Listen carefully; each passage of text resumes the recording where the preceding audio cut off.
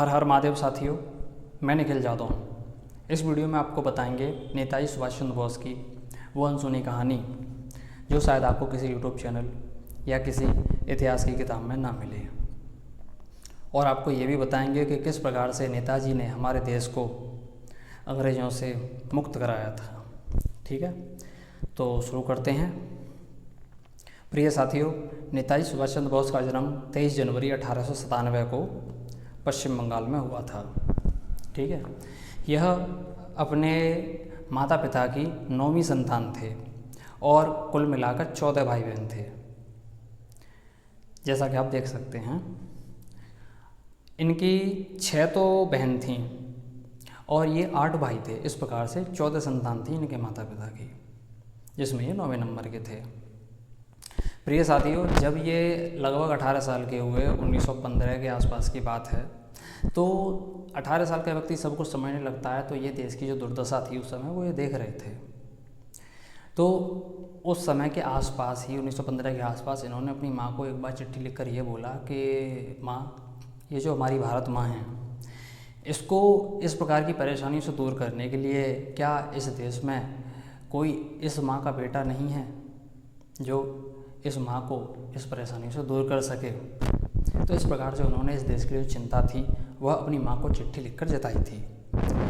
अब बात आ जाती है कि जब वो 20-21 साल के हो गए, 1918-1919 की बात है, तो तब इनके जो पिता थे वह इनको, ये बुद्धिमान तो थे ही पढ़ने में, तो इनकी बुद्धिमानी को देखकर इनके जो पिता थे वह इनको एक अच्छी नौकरी दिलवाना चाहते थे। और उसमें अंग्रेजी शासन था। तो इनके पिता ने सोचा कि जो ICS की उस समय परीक्षा होती थी, जो बहुत बड़ी परीक्षा मानी जाती थी अंग्रेजी शासन काल में, तो इन्होंने कहा कि सुभाष जो है तुम उसकी तैयारी करो और तुम जो है इंग्लैंड के लिए चले जाओ। और तो सुभाष जो थे वो यार बड़े दुखी हुए, क्योंकि इन्हें तो अपने देश की सेवा करनी थी। 1919 की बात चल रही है, जब ये 21 साल के हो चुके थे। तो अब ये पिता का भी सम्मान करते थे, तो पिता की बात को भी नहीं ठुकरा सकते थे। तो इनके जो पिताजी थे उन्होंने इनकी जो तैयारी थी वहाँ जाने की, इंग्लैंड जाने की तैयारी के लिए, वो इनकी सारी तैयारी पैकिंग वैकिंग करा दी और इनको जो है पानी के जहाज़ से इनको 15 सितंबर 1919 को इंग्लैंड के लिए रवाना कर दिया। और जो नेताजी थे वो करीब 40 दिन में, यानी कि 25 अक्टूबर को 1919 ये जो है इंग्लैंड पहुँचे। और वहाँ जाकर इन्होंने फिर जो है तैयारी शुरू की ICS के लिए। करीब 9 महीने 10 महीने तैयारी चली, जहाँ पर इनका पढ़ाई तो ये कर रहे थे लेकिन इनका जो ध्यान था वो इधर भी था, ऐसा ये बताते हैं। तो हुआ ये कि जब ये तैयारी कर रहे थे, तैयारी इन्होंने कर ली और जब एग्ज़ाम इन्होंने दे लिया, तो एग्ज़ाम देने के बाद इनका ये कहना था कि भाई मुझे नहीं लगता कि मेरा उसमें हो पाएगा, ऐसा इनका विचार था। लेकिन जब रिजल्ट आया तो इनका 4था नंबर आया, जिसको देखकर इनके घर वाले बहुत खुश हुए कि भाई केवल 3 जो अंग्रेज़ बच्चे हैं वो इनसे आगे हैं और चौथा आदमी भारतीय आदमी है। लेकिन फिर भी इन्होंने देश सेवा को ध्यान में रखते हुए उस नौकरी को, ICS जो आज के ज़माने में IS PCS जैसी बड़ी नौकरी होती है ना सरकार की, ऐसे ही उसको ठुकरा दिया और ये अपने देश जो है वापस आ गए। वहाँ पर कुछ दिन रहे, कुछ फैसला कर रहे थे, मतलब समय था ना ज्वाइनिंग करने में। तो इनकी जो परीक्षा हुई थी वो हुई थी 1920 में। अब ये जो भारत आए थे वो आए थे 1921 के आसपास। ठीक है, तो उसके बाद जब ये आए तो ये बॉम्बे में, जिसको आज मुंबई कहते हैं, वहाँ पहुँचे ये और ये मोहनदास गांधी से मिले 16 जुलाई को 1921 को। अब हुआ ये कि अब इनका जो ध्यान था वो आंदोलनों की तरफ, और जो भी क्रांतिकारी लोग कर रहे थे देश के लिए, धरना और जगह जगह मीटिंग और लोगों में जागरूकता अभियान और हु अल्लाह देश को बचाने के लिए, उसमें ये समझ में आने लगा था कि मुझे भी अब ऐसा ही कुछ करना चाहिए। तो मोहनदास गांधी से जब ये मिलते हैं तो उनसे वो सवाल जवाब ये करते हैं। तो ऐसा नेताजी का खुद का मानना था कि जो मोहनदास गांधी ने इनके कुछ प्रश्नों के उत्तर तो सही दिए, जो कि इनके प्रश्न सही होंगे, आसान होंगे, लेकिन कुछ जगह पे इनको लगा कि यार मोहनदास गांधी कहीं ना कहीं गलत तरीके से कार्य कर रहे हैं। ऐसा नेताजी का मानना था, जो कि सही भी है, क्योंकि जो वो थे मोहनदास गांधी थे, उनका तो वही था कि अहिंसा और अपना क्या कहते हैं चरखा। तो भैया अहिंसा और चरखा वाली जो बात है वो नेताजी को थोड़ा कम समझ आती थी, गर्म आदमी थे। और जो मोहनदास गांधी थे वो हो चुके थे करीब 50-52 साल के। तो नेताजी ने जो है फिर और भी जो क्रांतिकारी थे उनसे मिले, जिनमें जो गर्म वाले क्रांतिकारी थे, गर्म खून के, जो मतलब थोड़ा सा मात धाड़ में विश्वास रखते थे, तो उनके साथ इनकी अच्छी जमती थी। और ये जो है फिर आंदोलन और इस प्रकार के कार्यक्रमों में हिस्सा लेने लगे। और इनके अंदर जो नेतृत्व करने की क्षमता होती है, उस क्षमता के आधार पर लोग इनको अपना मुखिया मानने लगे। और देखते देखते इनकी जो छवि है वो जो है क्या कहते हैं, लोगों में अच्छी बन गई बहुत कम समय में। तो इससे क्या हुआ कि अंग्रेज़ों की ये नज़र में आ गए। जुलाई में तो ये मिले ही हैं देखिए, और ये जो है 4 महीने हुए हैं बस, नवंबर 1921 में इनको पहली बार तो जेल हो गई कुछ दिन के लिए, कुछ महीने ये रहे, 1 2 3 महीने बस, फिर ये बाहर आ गए। फिर ऐसे ही इसी प्रकार की जो प्रक्रिया है आंदोलन और लोगों में जागरूकता अभियान, जैसे आज जो लोग फैला रहे हैं जो आने वाली गुलामी है, ठीक है, उसके लिए, तो ऐसे ये भी उस समय ये कर रहे थे। तो फिर क्या हुआ कि ये 1924 में नवंबर के महीने में फिर से दूसरी बार फिर जेल गए। इस बार थोड़ा सा ज़्यादा हल्ला काट दिया था इन्होंने, क्योंकि अभी ये समझदार होते जा रहे थे और जो है थोड़ा सा गर्म भी होते जा रहे थे। और इनके साथ के जो क्रांतिकारी थे वो भी जो है काफ़ी गर्म होते जा रहे थे हालत को देखकर। तो जो जलियांवाला बाग था वो हो ही चुका था 1919 में, तो वो भी इनके दिमाग में चढ़ चुका था, ठीक है। तो तब ये जब दूसरी बार जेल गए तो ये 2.5 साल के लिए जेल में रहे करीब, नवंबर 1924 से और 27 तक के लिए ये जो है रहे। फिर ये बाहर आए, फिर उसी काम में जुट गए, ध्यान दीजिएगा। तो जब ये फिर से उस काम में जुट गए तो फिर नवंबर 1929 में फिर एक बार जेल गए, लेकिन कुछ दिन के लिए गए इस बार, तीसरी बार जो गए, ठीक है। फिर ये बाहर आ गए, क्योंकि ऐसा होता है ना कि जो हु हल्ला मचाते हैं थोड़ा बहुत, तो उनको जैसे पुलिस आजकल थोड़ा बहुत जेल में डाल देती है कुछ दिन के लिए, वैसे तीसरी बार। फिर चौथी बार ये जनवरी 1931 में जेल गए। अभी इनका जो काम था ना वो आंदोलन और इस प्रकार के कार्य से ही चल रहा था, थोड़ा जागरूकता अभियान, थोड़ा चिकित्सा विकित्सा में भी रुचि ले रहे थे, लोग बीमार पड़ रहे थे, मतलब इस प्रकार के भी ये कार्य कर रहे थे। तो मतलब इनको प्रॉपर ये नहीं समझ आ रहा था कि हम प्रॉपर ऐसा क्या करते हैं कि जिससे कि बहुत तगड़ी योजना बन जाए, क्योंकि अभी इनको आए हुए 7-8 साल के तो हुए थे, और अभी ये ढंग से मतलब 28-30 साल के हो पाए थे 1931 आते आते 32-33 के। तो जनवरी 1931 में ये जो है चौथी बार जेल चले गए। तो जब ये जेल गए तो अब जब ये बाहर आए तो इसके बाद अंग्रेज़ों को ये दिखा कि यार ये जो आदमी है ये मान नहीं रहा, ठीक है, तो इसको भारत में रखना जो है ठीक नहीं है। तो अंग्रेज़ी सरकार ने सोचा कि क्यों ना इसको भारत से बाहर भेज दिया जाए। तो अंग्रेज़ी सरकार ने क्या किया कि इनको ऑस्ट्रिया और इटली, जो कि दोनों यूरोप में पड़ते हैं दोनों देश, इनका वीज़ा दे दिया और कहा कि तुम निकलो यहाँ से। 2 ही देशों का वीज़ा दिया था, क्योंकि अगर पूरे यूरोप का दे देते तो ये इनके अंग्रेज़ों के दिमाग में ये डर बैठ गया था कि भाई ये आदमी जो कहीं ऐसा ना हो कि पूरे यूरोप को इकट्ठा कर लाए और भारत पर चढ़ा दे हमारे ऊपर। तो 2 ही देशों का वीज़ा दिया था। तो नेताजी क्या किए कि 13 फरवरी 1933 को ये जो है ऑस्ट्रिया की राजधानी वियना पहुंच गए, और वहाँ पर भी इनके कुछ क्रांतिकारी साथी थे, ठीक है। तो उन क्रांतिकारी साथियों के साथ इन्होंने जो है पूरी योजना वहाँ बनाते रहे आराम से, शांति से, क्योंकि वहाँ अंग्रेज़ों का टेंशन नहीं था। और लगातार जो भारत के क्रांतिकारी थे उनके साथ चिट्ठी के माध्यम से, फ़ोन वोन तो नहीं होते थे, चिट्ठी के माध्यम से ये लगातार संपर्क में थे, कैसे क्या चल रहा है भारत में और क्या हो रहा है, इस प्रकार से, ठीक है। तो इसके बाद जब ये वहाँ पे पहुँचते हैं तो फिर क्या हुआ कि ये वहाँ पे रहे करीब 1.5 साल, ठीक है। और उसके बाद फिर क्या होता है कि दिसंबर 1934 में इनके पिता की मृत्यु हो जाती है। तो दिसंबर 1934 में ये भारत आते हैं, और जो पिताजी हैं उनका अंतिम संस्कार वगैरह थोड़ा 1 महीना मतलब ये रुके पूरा, और 1 महीना एकदम पूरा होता ही और फिर से जनवरी 1935 में ये जो है फिर से वहीं वियना, ऑस्ट्रिया की जो राजधानी है, वहाँ के लिए निकल गए। अब हुआ ये कि वहाँ पर जाकर अब ये क्या करते थे, मैंने आपको बताया ना कि ये जो है चिट्ठी वगैरह लिखना और इस प्रकार के जो कार्य हैं वो करते थे। तो इनका बहुत सारी चिट्ठियाँ लिखते थे, बहुत योजनाएं बनाते थे उनको चिट्ठियों को भेजना। तो इनको लगा कि यार एक कर्मचारी रख लेना चाहिए। तो इन्होंने अपने एक दोस्त से कहा जो इनके साथ काम कर रहे थे वहाँ पर कि भाई एक कर्मचारी की आवश्यकता है और यार एक कर्मचारी ला के दो। तो इनके दोस्त ने एक कर्मचारिणी ला के दी इनको, जिसका नाम था एमिली सेंकल। एमिली सेंकल एक 25 वर्षीय महिला थी, खूबसूरत महिला, अविवाहित, जिनका जो जन्म है वह 26 दिसंबर 1910 को हुआ था, ठीक है। तो भैया अब एमिली जी आ गई। अब एमिली जी इनके साथ वहाँ पे काम करने लगी, इनके साथ वो पत्रों को टाइप करना जो ये बोलते थे, और इनके जो विचारधारा हैं एमिली को पता चलने लगे। 1-1.5 साल तक लगातार टाइप करते करते फिर एमिली को दिखा कि यार ये आदमी तो बड़ा अच्छा है दिल का। तो फिर जो वो था, मतलब एक वो होता है ना, दोस्ती हो गई पहले तो दोनों में दोस्ती हो गई। फिर दोस्ती जो थी, वो कहावत है ना मनोविज्ञान में कि भाई एक लड़का लड़की जो है कभी दोस्त नहीं हो सकते। तो वो जो दोस्ती थी फिर जो है थोड़ा थोड़ा सा प्रेम में तब्दील होगी, जो कि स्वाभाविक भी है 2 कुंवारे लोगों के लिए, इसमें कोई गलत बात नहीं है। तो अब इनकी जो ये मित्रता थी वह प्रेम में परिवर्तित हो चुकी थी, और ये प्रेम बहुत गहरा हो चुका था। तो अब मान लीजिए कि अब ये दोनों विवाह करने के लिए तैयार थे, क्योंकि प्रेम था तो विवाह करने के लिए तैयार थे। अब नेताजी का ध्यान थोड़ा इधर भी रहता था। तो अब हुआ ये कि जो नेताजी थे उन्होंने वो कुछ दिन के लिए भारत आ गए थे। 1936 में आए थे भारत। 1935 उन्होंने पूरा जो है वहाँ पे निकाला था, यूरोप में रही है, वहाँ पे एमिली जी थी साथ में। 1936 में भारत आए, और फिर जो है 1937 में ये जो है फिर से वापस पहुँचे, वियना पहुँचे। ये बार बार आते जाते रहे थे ना भारत में, ताकि क्रांतिकारियों से बने रहें और पूरी योजना इनको पता रहे, और थोड़ा ये भी बता सकें कि कैसे जो है योजना बनानी है, क्योंकि अंग्रेज तो इनको तंग कर रहे थे भारत में, ये बात है ना।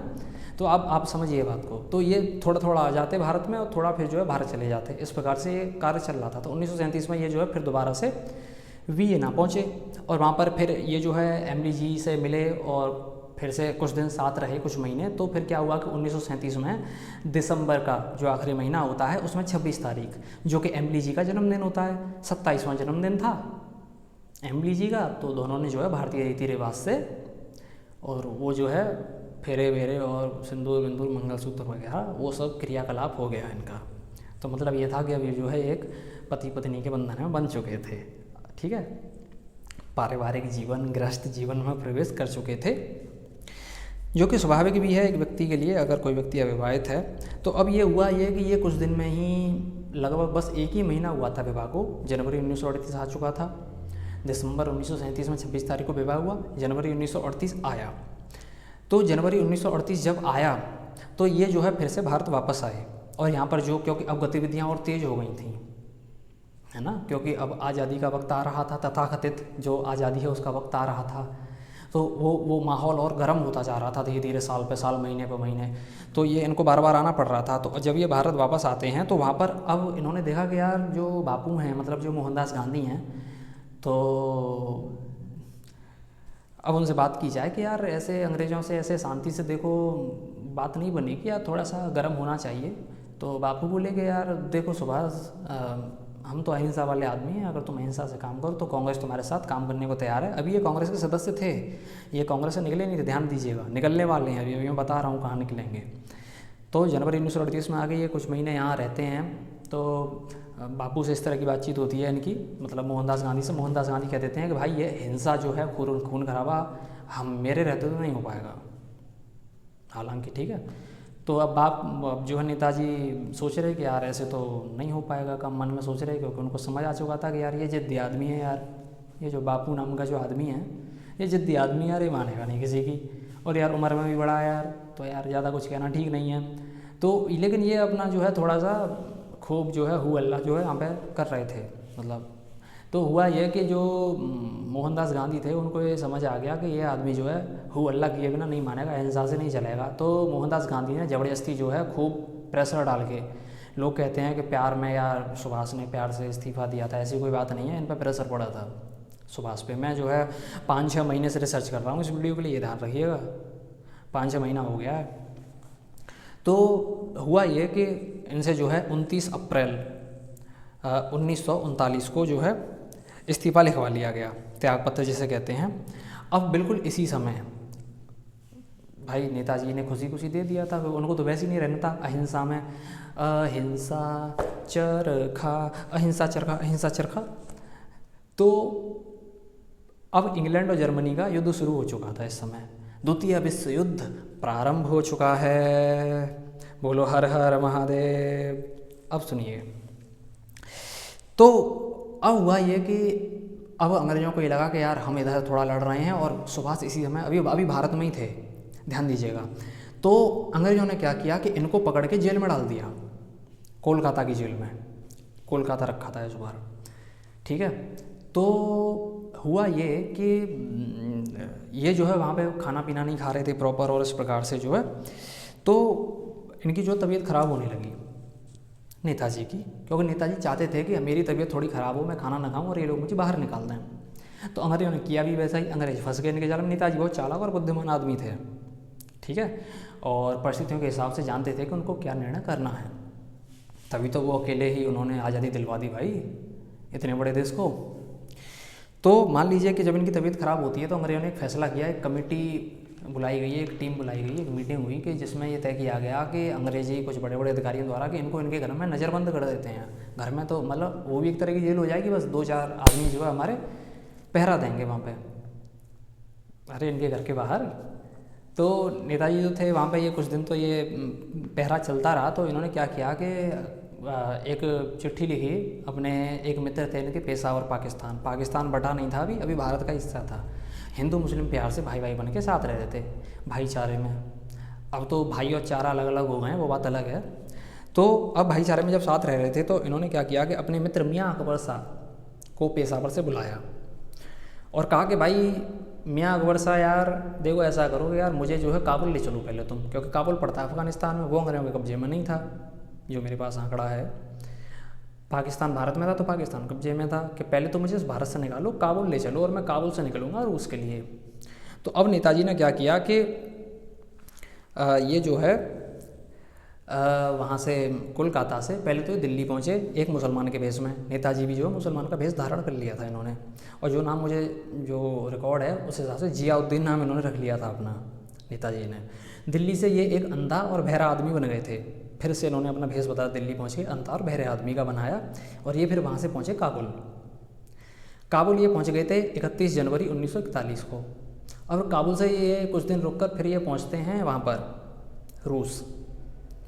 अब ये जब रूस पहुँचे वहाँ कुछ महीने रहे, कुछ महीने रहने के बाद इन्होंने वहाँ साठगांठ की कि कुछ थोड़ा सा हो जाए, मतलब बातचीत, ये हमारा साथ दे दे रूस। तो कुछ इनको लगा नहीं कि यार थोड़ा बहुत ऐसा हो सकता है। अब क्या हो रहा था 1941, और हिटलर जो था वहाँ पे उस समय, वो हिटलर भाई साहब हमारे, वो उधर जो है जर्मनी को महाशक्ति बनाने पे तुले हुए थे, क्योंकि राज तो उनको पता चल गया था ना महाशक्ति कैसे बनता है, अपना ही मुद्रा, अपने हथियार, अपनी सेना।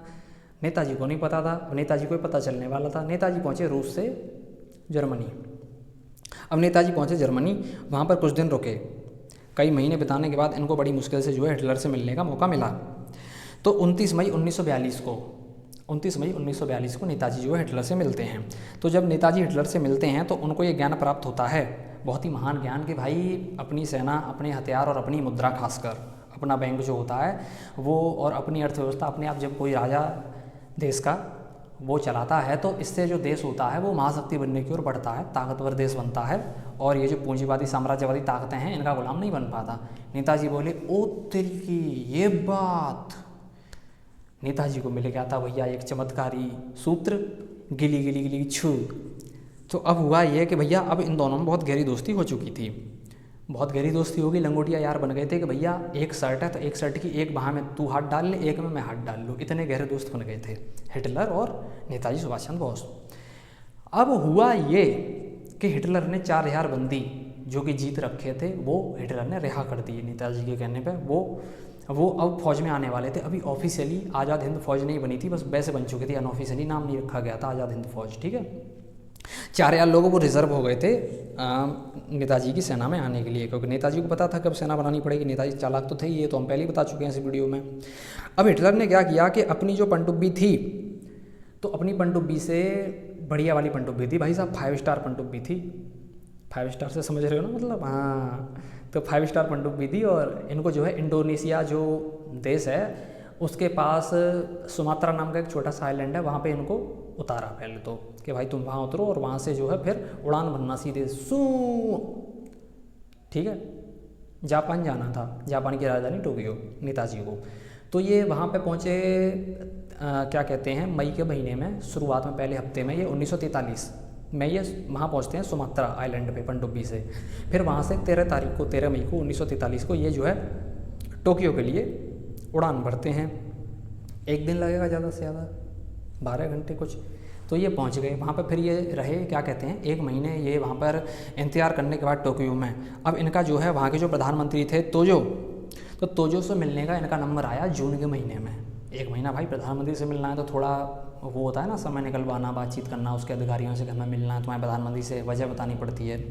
तो 1 महीना इनको लग गया।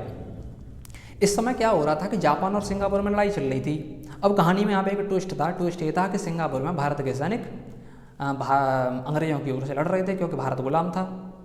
तो नेताजी ने क्या किया, जापान को बोला कि भाई बुद्ध जो हैं तुम्हारे भी और हमारे भी बुद्ध, तो यार हम तुम तो यार एक ही जैसे हैं, भाई भाई हैं यार। तो जो बोले कि यार बात तो सही कह रहा है यार आदमी, यार क्या जीदियस आदमी है ना, कि भाई बुद्ध दोनों के हैं। तो जो है अब हुआ ये कि क्या कहते हैं, जो वो था नेताजी ने कहा जापान से कि भाई ऐसा करो कि तुम्हारे जो वो हैं हवाई जहाज़ से जो तुम ऊपर से हमला करवा रहे हो, उनमें क्या कहते हैं कागज़ पे लिख के ये फिकवा दो कि तुम भारतीय कब तक अंग्रेजों की गुलामी करते रहोगे। इन्होंने कई हज़ारों लाखों पर्चे हवा में बिखरवा दिए वहाँ सिंगापुर में। और वहाँ पर थे भारतीय सैनिक 45,000 की संख्या में और अंग्रेज़ सैनिक थे 85,000। तो 45,000 थे, लगभग आधे थे। अब भैया उनकी तो यार खोपड़ी घूम गई यार, उनकी तो आत्मा जाग गई एकदम से। अभी तक वो सो रहे थे, जॉम्बी थे वो, जॉम्बी, और वो एकदम से जाग गए पर्चा पढ़ते कि यार जो भी कह रहा है बात तो सही कह रहा है यार। अब वहाँ पे क्या हुआ, दू दू दू दू दू दू दू आपस में जो है, समझ गए ना। हाँ, तो वहाँ भी जो है वो हो गया। अब क्या हुआ कि सिंगापुर में लोग नेताजी के आने का इंतजार कर रहे थे, ध्यान देना, कि नेताजी आए और हमको अब यहाँ से ले जाएं, अब हमको जो है लड़ाई लड़नी है देश के लिए। तो 45,000 को कुछ मारे गए, दू दू दू करते में बहुत सारे बच गए। अब नेताजी ने क्या किया कि जब ये लड़ाई चल रही थी और जब ये पर्चे फेंके गए थे, उसके बाद जो जापानी सेना थी वो इधर जो म्यांमार है, म्यांमार नामक देश जो हमारे भारत के पड़ोस में पड़ता है, उसको जो है जापानी जो सेना थी वो जीत चुकी थी, जो कि अब नेताजी के इस्तेमाल के लिए तैयार था जापान। और सिंगापुर था वो भी जो है अब अंग्रेज़ों के हाथ से निकल चुका था, लगभग इस बजे निकलने वाला था। ठीक है, तो अब हुआ ये कि ये जो है निकल चुका था।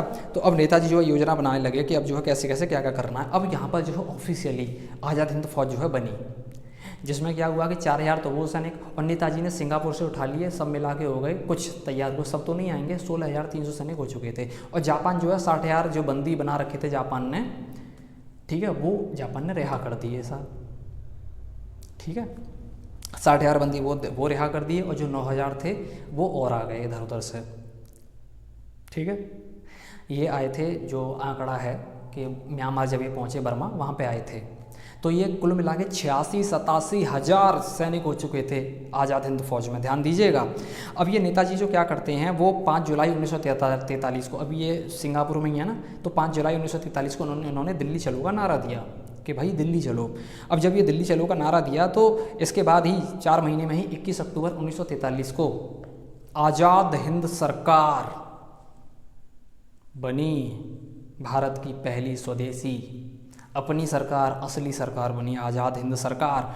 और सरकार को जो मान्यता जिन देशों ने दी थी, उन देशों के नाम आप देख सकते हैं कि किन देशों ने इस सरकार को मान्यता दी थी। ठीक है, तो इतने सारे देशों ने मान्यता दी थी, तो सरकार भी ताकतवर हो गई, सेना भी थी 86-87 हज़ार की। अब हुआ ये कि जब नेताजी 1943 में बर्मा में थे, मैंने बताया ना कि वहाँ से अभी 9,000 सैनिक और उठा लिए थे, बर्मा से म्यांमार को जीत चुकी थी जापानी सेना जो थी। तो जापान और नेताजी ने दोस्ती कर ली थी, तो म्यांमार की राजधानी बर्मा पहुँच गए थे अभी नेताजी। तो यहाँ से 9,000 सैनिक उठाए, और वहाँ पर एक मुस्लिम आदमी इनके पास आया। उस मुस्लिम आदमी ने बोला कि मेरे पास कुछ करोड़ रुपए हैं। मैंने हिसाब लगाया तो वो आज के, मतलब आज अगर हम उन रुपयों को देखेंगे तो वो करीब जो है ऐसे बनेंगे 200 करोड़ रुपए आज। मतलब उस मुसलमान पे जितने पैसे उस समय थे जो उसने नेताजी को दे दिए थे आज़ादी के लिए, वो आज के ज़माने में 200 करोड़ रुपए बनते हैं। वो इतना अमीर था, उसने दे दिए नेताजी को कि भाई ये कुछ करोड़ रुपए ले लो और जो है क्या कहते हैं काम करो यार, मैं अपना सब कुछ देना चाहता हूँ, ये है वो है। अब हुआ ये कि 30 दिसंबर 1943 को नेताजी ने अंडमान निकोबार पर झंडा फहरा दिया। ठीक है, अब जब 30 दिसंबर 1943 को अंडमान निकोबार पर झंडा फहरा दिया, तो 4 फरवरी 1944 को हुआ ये कि इन्होंने 1 महीना रुक के दोबारा आक्रमण किया उन जगहों पे अंडमान निकोबार में जहाँ पर अंग्रेजी सैनिक अभी बचे हुए थे। अब जब 4 फरवरी 1944 को जब दोबारा आक्रमण कर दिया इन्होंने, अंडमान निकोबार अब पूरा नेताजी के कब्जे में आ चुका था। ध्यान दीजिएगा, अब जो अंडमान निकोबार है वो भारत का एक राज्य है। तो जब एक राज्य कब्जे में आ गया, चाहे वो थोड़ा सा अलग है लेकिन वो एक राज्य है, मनोवैज्ञानिक तरीके से देखा जाए तो अब एक राज्य कब्जे में लिया, मतलब हम जो है अपने देश को हम बचा रहे हैं। और जैसे ही पूरा अंडमान निकोबार कब्जे में आया, उसके बाद क्या हुआ भाई साहब कि इन्होंने जो है ये जो खबर थी किसी भी तरीके से भारत में अंदर आ गई हल्की सी। अब जब हल्की सी खबर जो है अंदर आ गई तो भाई साहब जो नेवी थी अंग्रेज़ों की, जिसमें भारतीय सैनिक थे वो, एयरफोर्स थी वो, और जो आर्मी थी वो, उसमें जो है खबर फैल गई और जो उसमें आ गए लोग, और उसमें जो अंदर ही विद्रोह हो गया। अंग्रेजी सैनिक भारतीय आपस में लड़ने लगे, नेवी, एयरफोर्स और आर्मी तीनों में, दू दू ऐसे करके आपस में दुई दुई दुई दुई चांद फोड़ा फाड़ी तय तय तय इस प्रकार से होने लगी। और अब तो भाई फिर जनता में भी खबर फैल चुकी थी, जनता देख रही थी कि भाई जो है अपना राजा आ गया, अपना बाहुबली आ गया, बाहुबली बाहुबली, तो बाहुबली आ गया था। ठीक है, तो जनता जो है पूरे जोरों शोरों में आ चुकी थी। अब हुआ ये कि 5 अप्रैल 1944 को ऑफिशियल तौर पे आज़ाद हिंद बैंक बना, भारत का पहला स्वदेशी बैंक, पहला स्वदेशी बैंक 5 अप्रैल 1944।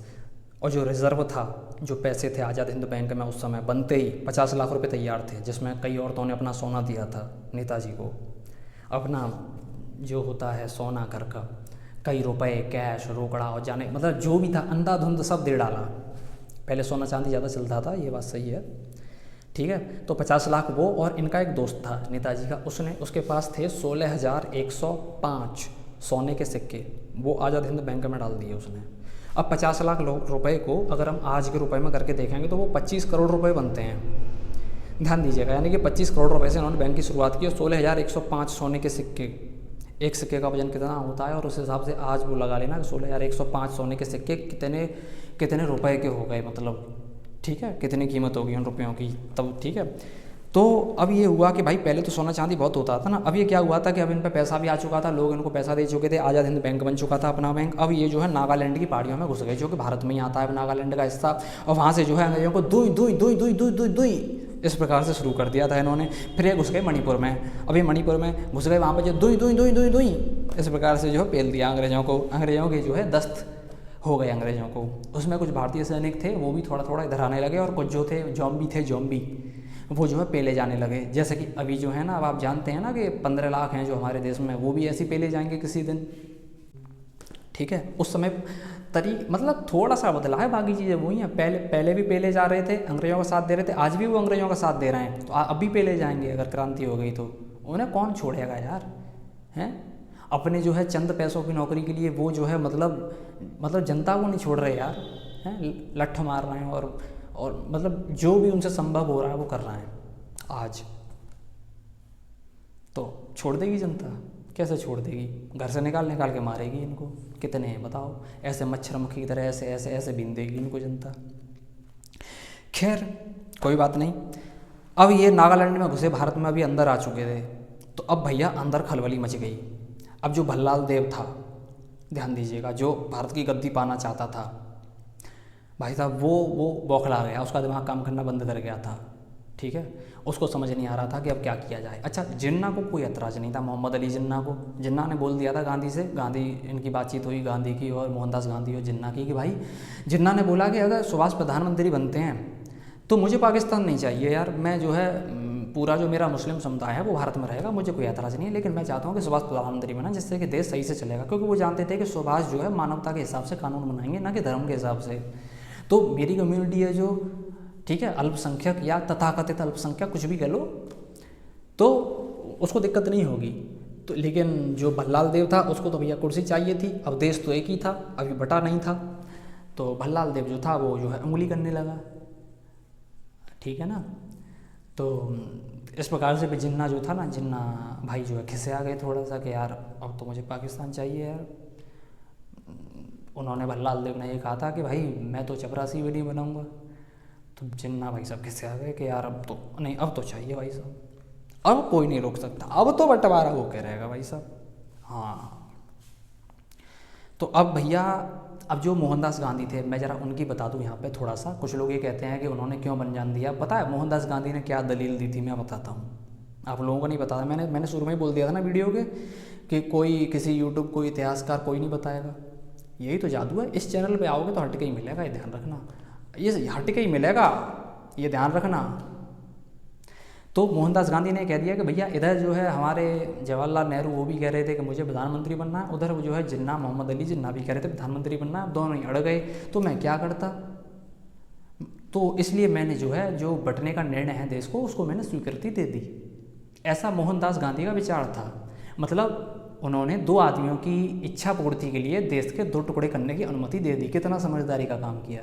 ये उनके खुद के बोल थे, ये मैं नहीं बता रहा अपनी बुद्धि से, ये उनके बोल थे कि जब दोनों ही जिद पे अड़ गए तो मैं क्या करता, बताओ। तो भैया आप देख रहे हो कि ये जो है दो लोगों की इच्छा पूर्ति के लिए, और खास करके एक की, भल्लाल देव की, जिन्ना तो इतना मायने नहीं रखता था मोहनदास गांधी के लिए, एक की, उसकी इच्छा पूर्ति के लिए देश के दो टुकड़े करवा दिए।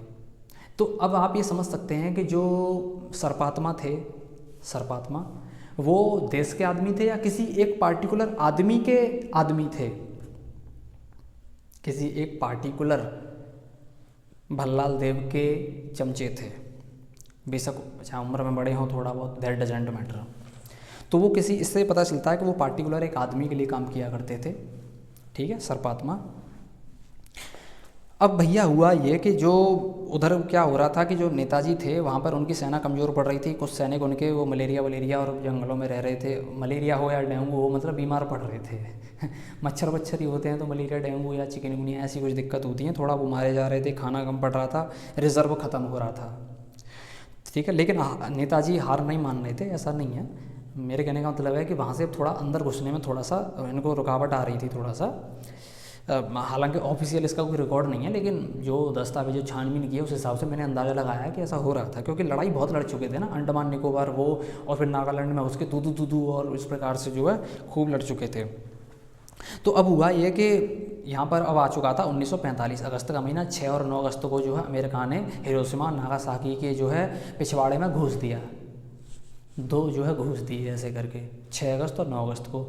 तो जो है जापान की तो जो है खटिया खड़ी हो गई, जापान ने बोल दिया भाई ये चीटिंग है, मुझे नहीं खेलना है, मैं नहीं खेल रहा भाई, हाँ। तो जापान तो खेल से बाहर हो गया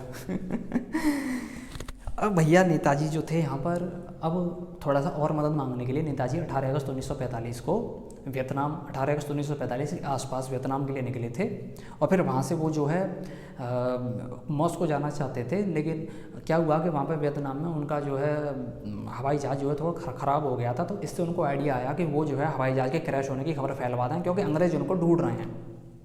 तो उन्होंने ये खबर फैलवाई कि ताइवान में उनका जो है प्लेन क्रैश हो गया है, ताइवान में प्लेन क्रैश हो गया, जबकि प्लेन क्रैश हुआ नहीं था, यानी कि नकली प्लेन क्रैश हुआ था, नकली विमान दुर्घटना हुई थी, असली नहीं हुई थी।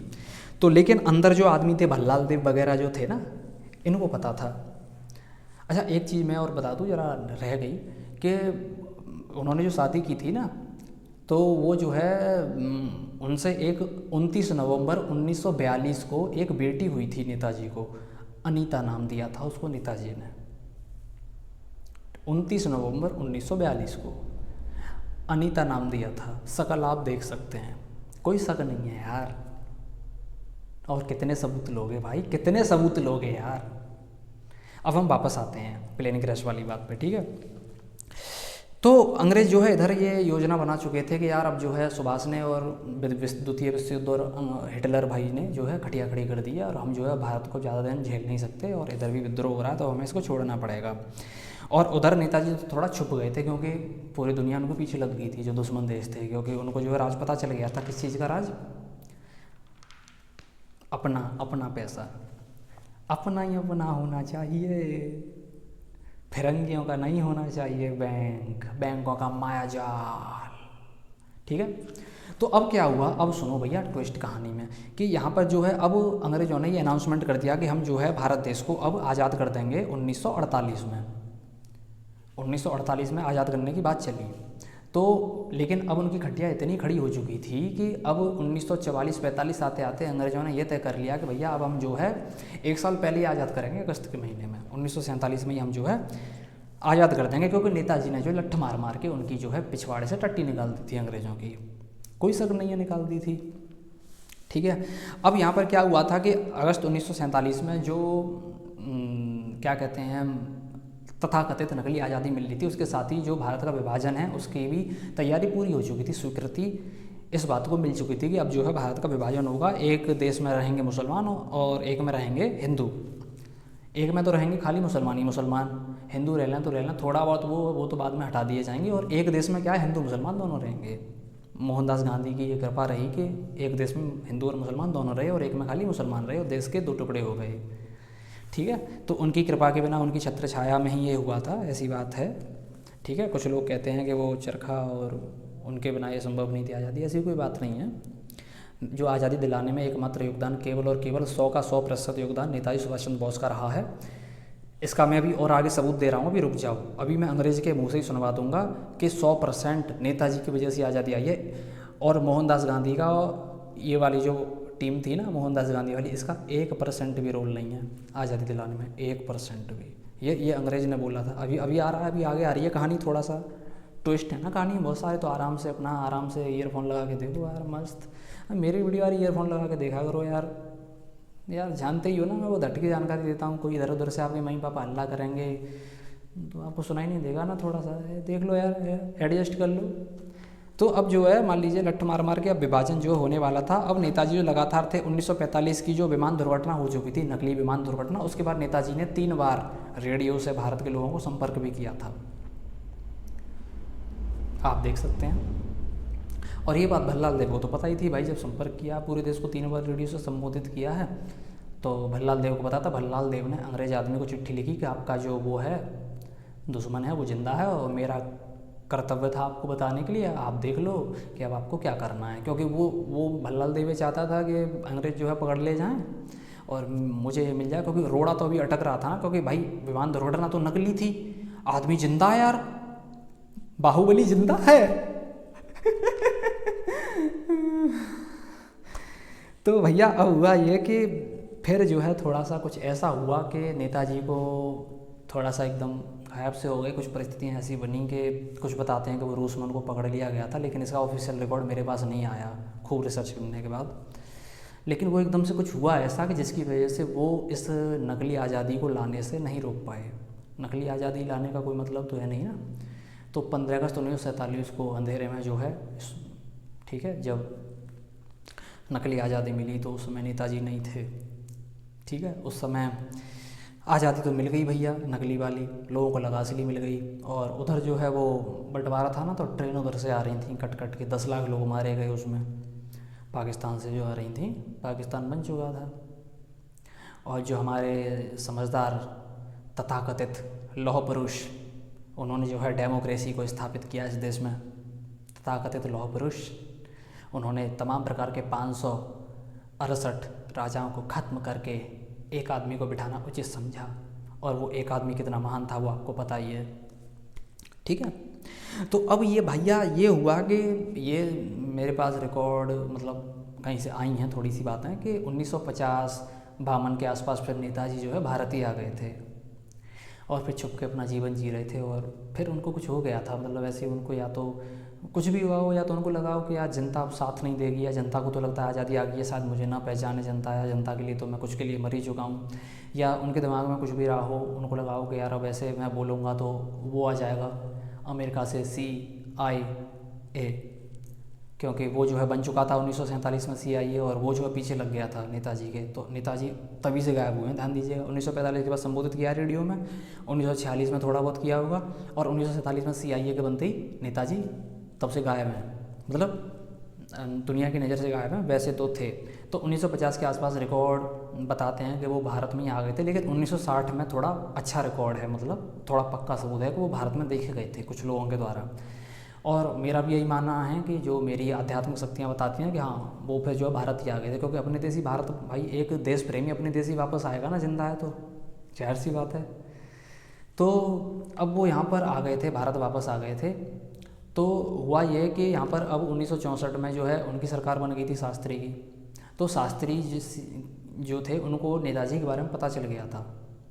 शास्त्री के लिए हम एक अलग वीडियो बनाएंगे बढ़िया सा 10 मिनट का, और पूरी कहानी बताएंगे शास्त्री की, कि शास्त्री को कैसे करके वो POISON दिया गया था और उनको जो है हटा दिया गया था। तो नेताजी उनको आगाह कर चुके थे चिट्ठी लिखकर शास्त्री को कि आप जो है वहाँ मत जाओ, ताशकंद में कुछ गड़बड़ है, there is something wrong in the game, इस गेम में कुछ गड़बड़ है बाबा। लेकिन उनके चेहरे पे तो खुशी थी शास्त्री के कि भैया नेताजी ने चिट्ठी लिखी और नेताजी तो हैं, तो मुझे क्या टेंशन है, अब तो भैया पालनहार आ गया भाई। तो वो तो खुशी खुशी चले गए कि यार मुझे पाकिस्तान जो जीत लिया है हमने, उससे मैं क्या करना। तो क्या कहते हैं, शास्त्री का जिक्र मैंने इसलिए कर दिया क्योंकि नेताजी मिले थे उनसे थोड़ा सा। वैसे मैं अलग वीडियो में प्रॉपर बताऊंगा शास्त्री के बारे में डिटेल में, बहुत डिटेल में, जैसे मैंने नेताजी के बारे में इस वीडियो में खूब बताया है। तो शास्त्री तो वहीं का वहीं रह गए। फिर अब नेताजी जो है यहाँ पे छुप गए थे, फिर दोबारा से भारत में छुपे रहे। अब CIA जो था वो 1964 तक देख सकते हैं आप, 1964 तक ऑफिशियल तौर पे नेताजी के पीछे लगा रहा। अनऑफिशियल तो वो आज भी ढूंढ रहा है, अनऑफिशियल तो वो आज भी ढूंढ रहा है CIA, क्योंकि डर है भैया, डर। सामने आ गया तो क्या होगा भाई साहब, दुनिया में खलबली मच जाएगी, त्राहिमाम हो जाएगा सामने आ गया तो। नेताजी सामने आ गया तो क्या होगा भाई, ऐसा CIA आज भी जो अनऑफिशियल तौर पर ढूंढ रही है, लेकिन ऑफिशियल रिकॉर्ड में 1964 तक CIA नेताजी को ढूंढती रही थी।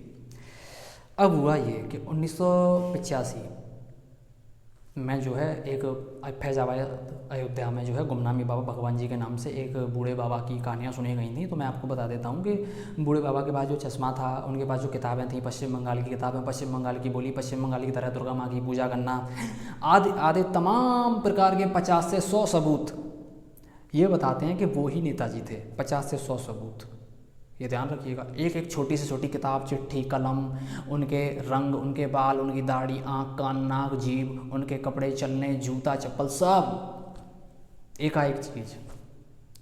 ठीक है। सुप्रीम कोर्ट ने भगवान जी जब वहाँ से चले गए थे, जो उनकी जो नकली मृत्यु हुई थी, भगवान जी गुमनामी बाबा की नकली मृत्यु जो हुई थी, तो वो अपना सामान छोड़ के चले गए थे ताकि लोगों को लगे कि भगवान जी मर गए, क्योंकि अब वो बात उड़ने लगी थी ना कि नेताजी यहाँ रह रहे हैं। तो ध्यान दीजिएगा कि सुप्रीम कोर्ट ने उनका सामान मंगवा लिया था। अगर वो एक नॉर्मल बाबा होता, साधारण सा कोई, तो वो सुप्रीम कोर्ट उसका सामान क्यों मंगवाता उनके उस घर से जहाँ वो रह रहे थे किराए पे। सुप्रीम कोर्ट ने सामान मंगवा लिया था, ये ध्यान रखना। आपको ये बात मीडिया नहीं बताएगा, मुझसे बड़ा मीडिया कौन है यार, टेंशन मत लो, मैं हूँ ना यार, काय भी टेंशन ले रहे हो, मैं बता रहा हूँ ना। ठीक है। तो अब भैया जो अब हुआ क्या कि आप कह रहे हैं कि नकली मृत्यु का क्या मतलब है, आपको पता होगा कि जो भगवान जी थे, तो भगवान जी जो थे वो जो है उन्होंने ऐसा, मतलब भगवान जी की एक घटना बताता हूँ कि वहाँ के जो वरिष्ठ पुलिस अधिकारी थे, ज्ञानेश्वर झा नाम था उनका, वो उनसे मिलने आए थे गढ़ में। एक तगड़ा सबूत दे रहा हूँ, गुमनामी बाबा के नेताजी होने का तगड़ा सबूत। तो वो उनसे मिलने आए अगड़ में, और नेताजी से अंदर जंगले के पास बैठकर बात करने के बाद जब वो थोड़ी देर बाद 15-20 मिनट और आधे घंटे बाद जब बाहर आए थोड़ा सा, तो उन्होंने अपने रूमाल से अपने आंसू पोंछे थे। एक वरिष्ठ पुलिस अधिकारी आंसू पोंछ रहा है, पहले जो करते हुए गया था अभी अंदर कि लाओ मैं देखता हूँ कौन सा बाबा है जो अपने आप को नेताजी बताता है, तो वो आंसू पोंछते बाहर आया। अब एक साधारण बाबा में ऐसा क्या था कि वो आंसू पोंछते बाहर आ जाए। ठीक है। तो कुछ तो था, there is something right, wrong नहीं, राइट, अच्छा था कुछ। तो जो है वो ज्ञानेश्वर झा आंसू पोंछते हुए चुपचाप चले गए अपने रास्ते के, भाई चलो ठीक है। और ये जो थे ना, उस समय जो सरकार चल रही थी देश में 1985 में, उस पार्टी के बहुत सारे नेताओं को, सांसदों को भी पता था कि वहाँ जो बाबा रह रहे हैं वो नेताजी हैं, लेकिन सबके मुंह में डॉलर था ना, मुंह में डॉलर था, डॉलर की गड्डियाँ थीं। डॉलर कहाँ छपता है तो आपको पता ही है, डॉलर का मतलब समझिए ना। तो जाहिर सी बात है भाई, 70 साल से क्या हुआ है इस देश में, 70 साल वाली सरकार ले लो चाहे 7 साल वाली सरकार ले लो, है ना, लेफ्ट विंग, उल्टा हाथ सीधा हाथ दोनों उन्हीं का है डॉलर वालों का। तो जो है, लेकिन किसी ने एक्शन नहीं लिया नेताजी के रहते, मतलब इतना गद्दार देश है ये। तो अब क्या हुआ कि भगवान जी नेताजी बाबा थे, नेताजी उन्होंने अपनी एक्टिंग की, मरने की पुतला जला दिया गया था। वहाँ पुलिस वालों ने चेक नहीं किया था कि कौन जलाया जा रहा था। जो जल रहा था वहाँ पे, जो उनकी आग जल रही थी चिता, वो एक पुतले की थी, पुतले को कपड़ा पहना के जला दिया था। नेताजी निकल गए थे वहाँ से। अब आप सोच रहे होंगे कि यार नेताजी वहाँ से निकल गए थे तो नेताजी कहाँ गए थे। तो देखो भैया, इस पर तो हम थोड़ा अभी बात करते हैं, ज़रा हम यहाँ पे 2014 में आ जाएं। 1985 से 2014 में आते हैं थोड़ा सा। 2014 में एक सरकार आई, ठीक है। उस सरकार के आने के बाद देश में विकास आया, ऐसा कहते हैं कुछ लोग। उस प्रजाति का नाम आपको पता है कौन सी प्रजाति है वो, जो उस सरकार की बहुत बड़ी भक्त है, ठीक है। जोम्बी नामक, जोम्बी प्रजाति है वो पूरी, जिसके पास दिमाग नहीं होता जोम्बियों के पास। तो जो है अब क्या हुआ कि उस सरकार में जो नेताजी के परिवार की एक महिला, शायद भतीजी थी उनकी, उसने दस्तावेजों को सार्वजनिक करने के लिए सरकार से आवाज़ उठाई थी, हल्ला मचाया था खूब। तो ये जो सरकार है ना, जो राष्ट्रवादी तथाकथित राष्ट्रवादी सरकार, इसने उस महिला के मुंह में 1 करोड़ रुपया ठूस दिया था। 1 करोड़ रुपया, लो भैया 1 करोड़ रखो, ऐश मौज करो यार, तुम कहाँ इन चक्करों में पड़ रही हो, सार्वजनिक करने के हैं, आराम से खाओ पियो मज़े करो यार। तो जो वो थी महिला नेताजी के घर की, वो बिक गई, शांत हो गई। वो भी क्या करे, नहीं उसको दिखता कि भाई 2 रास्ते हैं, या तो 1 करोड़ ले लो या गोली खा के मर जाओ। गोली पड़ जाती, CIA का कोई आदमी आता, गोली से उड़ा जाता, क्योंकि नेताजी बहुत ही बड़ा मुद्दा है ना नेताजी। तो उन्होंने सोचा कि ये पहला वाला जो रास्ता वो सही है, 1 करोड़ लेने वाला, तो उन्होंने ले लिया। और वो जो है तब से जो है नेताजी का जो मुद्दा था थोड़ा बहुत उठा था इस सरकार में, वो दब गया। अब बात आती है कि 1985 के बाद वो कहाँ गए। अब देखो भैया, आपको ये जानना है कि वो 1985 के बाद कहाँ गए। तो ये है कि थोड़ा सा हमने सोचा कि इसको दूसरे पार्ट में डिटेल में बताएं, क्योंकि हमारे पास जानकारी थोड़ा सा है ठीक ठाक डिटेल में, ऑफिशियल नहीं है लेकिन अनऑफिशियल है, लेकिन आप जब सुनोगे तो आपको पता चल जाएगा। जैसे पहली वीडियो में जो जानकारी आपने सुनी है आपको समझ में आ गया कि सब सही है, वैसे जब आप दूसरा वीडियो देखो हम लाएंगे तो यार आप जानते ही हो ना, हमें भाई स्वतंत्र आर्मी नाम है चैनल का यार, और मेरा भी नाम निखिल यादव है, आप जानते ही हो यार मुझे 1 साल से यार, है ना। तो देखो भैया, इस वीडियो को बनाने में 5 महीने की मेहनत लगी है, ये 6ठा महीना चल रहा है जून का, और इसमें जो है 5 दिमाग लगे हैं, 5 दिमाग क्रांतिकारी, जिसमें 1 दिमाग मेरा भी है। तो ये है कि थोड़ा सा यार शेयर वेयर करवाओ और थोड़ा सा वीडियो को वायरल करवाओ, है ना, ताकि हमें भी लगे कि यार आप लोग जो है हमारी मेहनत का सम्मान करते हैं, हमारी और जो क्रांतिकारी हैं, जो 4 और लगे हैं मेरे साथ इतनी जानकारी को इकट्ठा करवाने में, तो उनकी मेहनत का आप सम्मान करते हैं, हमें भी दिख जाएगा। तो यार हम जो है दूसरे पार्ट में बताएंगे। बस ये है। हर हर महादेव।